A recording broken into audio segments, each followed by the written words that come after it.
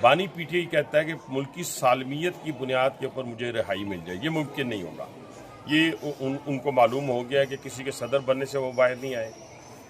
ہندوستان پہ ان کی آس تھی کہ وہ ہندوستان پاکستان پہ حملہ کرے گا، خدا نہ خواستہ میرے منہ میں خاک، پاکستان کو شکست ہوگی تو میں باہر آ جاؤں گا، پاکستان میں انارکی پیدا ہوگی، دہشت گردی عروج پہ ہوگی تو میں باہر آ جاؤں گا اور میں لوگوں کو کہوں گا جی میں نے امن لے آیا۔ امن کیسے لے آئے؟ 40,000 دہشت گردوں کو پاکستان میں لا کر کس نے بسایا؟ پوری دنیا کو بتائیں نا، ان کو بھائی کس، دہشت گردوں کو بھائی کس نے کہا؟ اس افغانستان کے لوگوں کو جن کو 44 سال ہم نے اپنے گلے لگایا، اس راول پنڈی اسلام آباد میں کسی جگہ آپ کو پتہ چلتا تھا یہ افغانی ہے یا پاکستانی ہے؟ کسی جگہ پتہ نہیں چلتا تھا۔ ہم نے اتنی محبت دی، اتنی وفاداری دی، اس کے نتیجے میں ہمارے پرچم کو پاؤں تلے روندا گیا۔ اس کے نتیجے میں ہندوستان پاکستان کرکٹ میچ کے دوران ہمیں گالیاں دی گئیں، ہمارے جو دیکھنے والے تھے ان پہ تھوکے پھینکی گئی۔ تو یہ صلہ آپ نے دیا ہے، اور 1947 میں انہوں نے ہمیں نہیں مانا، بادشاہ داؤد نے ہمیں نہیں مانا، کرزئی نے ہمیں نہیں مانا، ہمیں اشرف غنی نے نہیں، کسی نے نہیں مانا جو یہاں پل کے گئے۔ یہ جو متقی ہے جس نے ہندوستان کی گود میں بیٹھ کے 5 ایمبولینسز لے کے اور چند ٹکے لے کے، کیش لے کے 13 لوگ ان کے ہندوستان سے ہر مہینے ان کی باری لگی ہوئی ہے، یہ کروڑوں ڈالر وصول کرتے ہیں وہاں سے۔ تو کہتا ہے کہ 9 سال کی عمر میں پاکستان آیا تھا، یہ 9 سال کی عمر میں یہاں اس کے بھائی کی اربوں روپے کی جائیدادیں ہیں۔ اب کسی افغانی کی نہ جائیداد رہے گی نہ یہاں رہے گا۔ ہاں آئیں، ویزا لے کے آئیں، ویزا لے کے ہم بھی جاتے ہیں، لوگ بھی ویزا لے کے۔ کسی کمزور آدمی کی دنیا کے اندر کوئی ویلیو نہیں ہوتی۔ مائٹ از رائٹ، یہ ثابت ہو گیا ہے۔ اور جو مارکہ حق کے بعد اللہ تعالیٰ نے پاکستان کو عزت دی ہے، بار بار سمجھانے کے باوجود افغانستان کو 800 سے زائد ہم نے پروٹیسٹ کیا فارن آفس میں بلا کے، 200 سے زائد ہم نے بارڈر کے اوپر ان کے ساتھ میٹنگز کی ہیں، پھر جا کے 40 سے زیادہ ڈیلیگیشن افغانستان میں گئے ہیں۔ لیکن یہ کب اس جگہ پہ آئے ہیں، ایگریمنٹ پہ آئے ہیں، جب مار پڑی ہے، جب قندھار میں جا کے مارا ہے، جب کابل میں جا کے مارا ہے۔ ہم ہر اس شخص کا پیچھا کریں گے جو میرے شہید کا قاتل ہوگا، جو میرے شہری کا قاتل ہوگا، ہم اس کو نہیں چھوڑیں گے۔ یہ اسٹیٹ نے فیصلہ کیا ہوا ہے، اور اس وقت وزیر اعظم پاکستان کی سربراہی میں جو خارجہ پالیسی دنیا دیکھ رہی ہے، دنیا محترف ہے، یہ کبھی پہلے 78 سال میں نہیں ہوا۔ اور فیلڈ مارشل نے جس طریقے سے دلیری، بہادری اور جرت کا مظاہرہ کیا ہے، یہ بھی پاکستان کی 78 سالہ تاریخ میں پہلے کبھی نہیں ہوا۔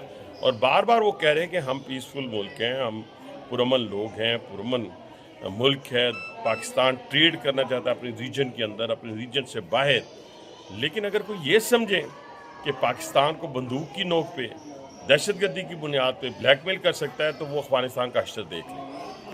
عباسی صاحب، اندرونی جو پاکستان کے اندر جو فتنہ ہندوستان کے میں بتا دوں تو آپ کو سوال مشکل ہو رہا ہے آپ کے لیے، جو بھی خارج کی اس وقت کر رہے ہیں فیسیلیٹیٹر ہیں، کے پی کے کی حکومت جو پہلے گئی ہے وہ بھی فیسیلیٹیٹر تھی، آج بھی فیسیلیٹیٹر ہیں۔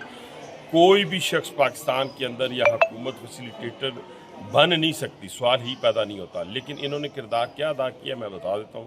بانی پی ٹی آئی کہتا ہے کہ ملک کی سالمیت کی بنیاد کے اوپر مجھے رہائی مل جائے، یہ ممکن نہیں ہوگا۔ یہ ان کو معلوم ہو گیا کہ کسی کے صدر بننے سے وہ باہر نہیں آئے۔ ہندوستان پہ ان کی آس تھی کہ وہ ہندوستان پاکستان پہ حملہ کرے گا، خدا نہ خواستہ میرے منہ میں خاک، پاکستان کو شکست ہوگی تو میں باہر آ جاؤں گا، پاکستان میں انارکی پیدا ہوگی، دہشت گردی عروج پہ ہوگی تو میں باہر آ جاؤں گا اور میں لوگوں کو کہوں گا جی میں نے امن لے آیا۔ امن کیسے لے آئے؟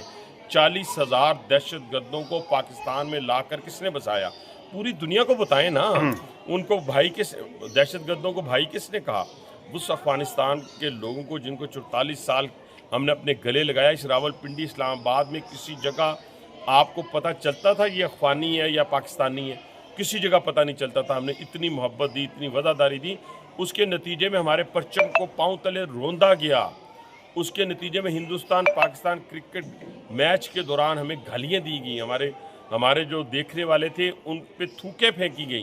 تو یہ صلہ آپ نے دیا ہے، اور 1947 میں انہوں نے ہمیں نہیں مانا، بادشاہ داؤد نے ہمیں نہیں مانا، کرزئی نے ہمیں نہیں مانا، ہمیں اشرف غنی نے نہیں، کسی نے نہیں مانا جو یہاں پل کے گئے ہیں۔ یہ جو متقی ہے جس نے ہندوستان کی گود میں بیٹھ کے 5 ایمبولینسز لے کے اور چند टके लेके कैश लेके 13 लोग इनके हिंदुस्तान से हर महीने इनकी बारी लगी हुई है, ये करोड़ों डॉलर वसूल करते हैं वहाँ से।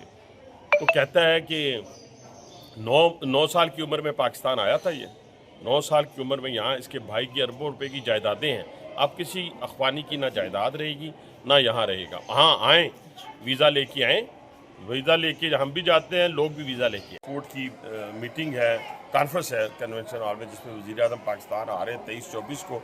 इंशाल्लाह ताला हम कोशिश कर रहे हैं, यही तो हम अफगानिस्तान को बताना चाहते हैं कि आपके अगर ट्रेड यहाँ से बंद हो जाती है, उधर से ईरान के सामने भी आप एक्सपोज हो चुकी हैं, दोनों ममालिक के सामने, तो फिर आपके लोग खाएंगे कहाँ से, पहनेंगे क्या? आपके पास तो है कुछ नहीं, हमारे पास से आपकी हर चीज़ जा रही होती है। तो इससे होश के नाखुन लें। हम भी जाना चाहते हैं, हम चाहते हैं कि हम उज़्बेकिस्तान जाएं, हम सेंट्रल एशिया जाएं, रशिया जाएं, यूरोप जाएं, थ्रू अफगानिस्तान जाएं, और ये आपके लोगों के लिए भी बेहतरी है, ये इस खित्ते के लोगों के लिए भी बेहतरी है। आप अपने लोगों के लिए सोचें। मैं काबुल गया था, यकीन माने हर चौक में बंदूक थी, बंदूक की नोक के ज़रिए आप कब तक हुकूमत करेंगे? लेकिन ये आप सोच लेना, मैं अफगानिस्तान को कह रहा हूँ कि पाकिस्तान, अगर हिंदुस्तान पाकिस्तान को नहीं डरा सका, हमसे कई गुना बड़ा, कई गुना बड़ी ताकत रखने वाला मुल्क जो है अपने आज भी ज़ख्म चाट रहा है। तो हम आपको बताना चाहते हैं कि पाकिस्तान बिल्कुल बदल चुका है। जो पाकिस्तान को पाकिस्तान मानेगा हम उसको मानेंगे, जो पाकिस्तान को पाकिस्तान नहीं मानेगा हम उसको नहीं मानेंगे। फैसिलिटेटर हैं KPK की हुकूमत जो पहले गई है, वो भी फैसिलिटेटर थी, आज भी फैसिलिटेटर हैं। कोई भी शख्स पाकिस्तान के अंदर या हुकूमत फैसिलिटेटर बन नहीं सकती, सवाल ही पैदा नहीं होता।